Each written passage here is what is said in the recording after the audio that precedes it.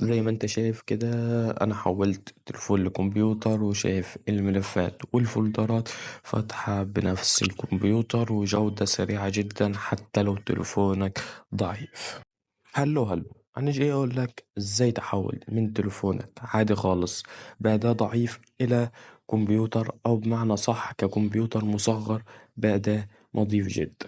فتابع معايا.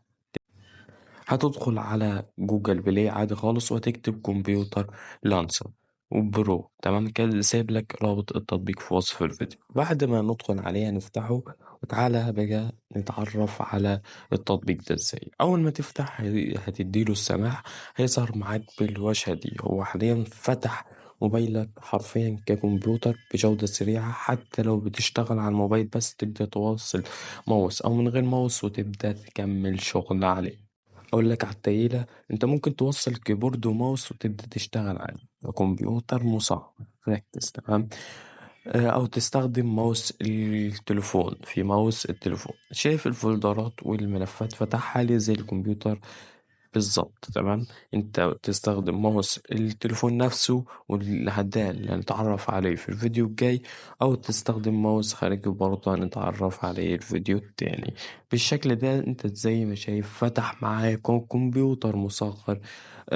بقدر افتح فولدرات ملفات تطبيقات زي ما ظاهرة قدامي باقي التطبيقات تحت.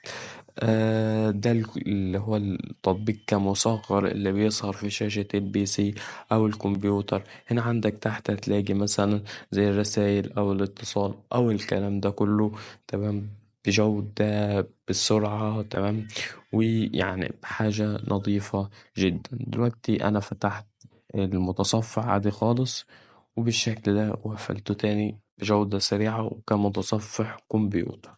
هنا لو ضغطت على الشاشة ممكن أعمل فولدر، ممكن أعمل أي حاجة.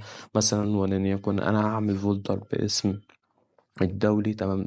هو الكمبيوتر كمصغر، انت بتدوس على الشاشة بالماوس وبتقدر تعمل فولدر عادي خالص. عملت فولدر باسم الدولي، هنا بيقول لي الفولدر ده ما فيهش حاجة او الفولدر ده لسه ما اتحفظش، تمام.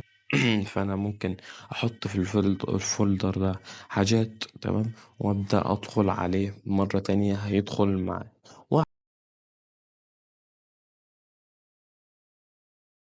واخزن كل فولدر مثلا في حاجة معينة لو انا شغال عليها، شغال مثلا كمبرمج، مثلا فولدر بلغة كذا اكتب جواه كذا، فاهم. وده الحاجات اللي بتظهر في ستارة اشعارات فوق ظاهرة ككمبيوتر برضو، تمام. واقدر برضو نكمل حكاية الفولدر، نفتح فولدرات عادي خالص، مفيش اي حاجة. متنساش تشترك في القناة ومتنساش تفعل زر